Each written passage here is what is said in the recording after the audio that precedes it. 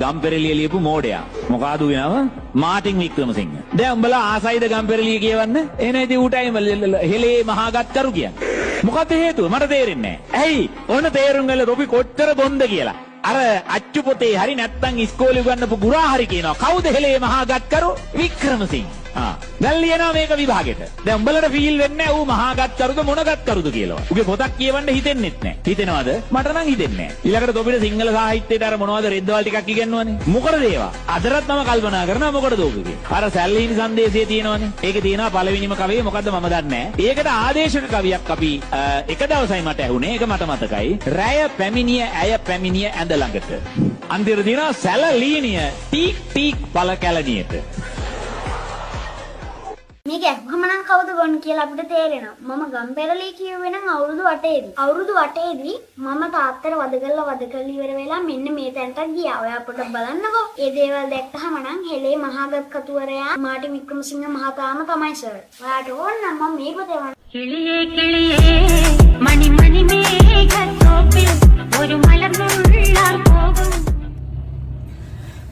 ආයුබෝවන් සුබ දවසක්. ඉස්සෙල්ලාම කියන්න ඕන සමා වෙන්න කියලා මම වීඩියෝ එක පටන් ගන්නම්. මම වැරදි, අතරම ඔයගොල්ලෝ නිවැරදි. එහෙම කියන්නේ ඊයේ දවසේ මා සම්බන්ධයෙන් යම් කිසි වීඩියෝ එකක් සමාජ මාධ්‍ය ජාලවල ප්‍රචාරය වෙනවා.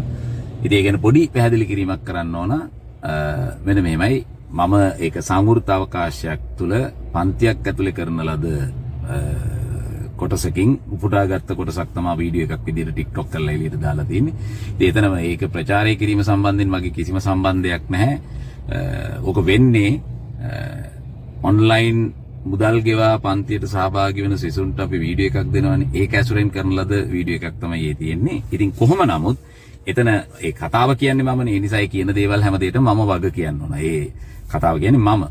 ඒතර එතනදී විශේෂ කරුණක් පැහැදිලි කිරීම සඳහා මේ මොහොතේ මට එන උදාහරණයක් විදිහට මම මාටින් වික්‍රමසිංහ මහත්මයා සහ එතුමාගේ ගම්පෙරළිය කියන පොත කතාවට අරගෙන එතනදී මම මේ වචන භාවිතා කරන සරය සහ ඊටාම වැඩකට නැති වැදගත් නොවන අනවශ්‍ය වචනයක් මම එතන කියනවා. ඒක මෙතන නැවත වතාවක් කියන්න බැරි හේතුව ඒකින් නැවත වතාවක් අගතියට ලක්වන නිසා.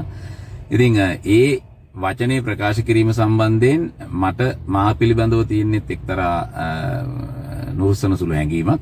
ඒක ඒත් එක්ක ඔයගොල්ලන්ට එහෙම හැඟීමක් ඇති වෙන එක ඉතාම සාමාන්‍යයි. ඉතින් ඒ වචනේ හේතුවෙන් අගතියටපත් වෙච්ච ඊළඟට සිත්වලටපත් වෙච්ච සියලු පාර්ශවයන්ගෙන් මා සමාවිල්ලා සිටිනවා. මට මේ මොහොතේ කරන්න තියෙන එකම දේ ඒක. නමුත් මම දන්නවා සමාවිල්ලුවක් කියලා ඒ වෙච්ච දේ නැවත යථා තත්ත්වයටපත් වෙන්නේ නැහැ. ඉතින් මිනිස්සු අතින් වැරදි වෙනවා කියන්නේ වැරදි කරන්න අවකාශයක් තියෙනවා කියන එකත් නෙමෙයි කියන එක මම දන්නවා.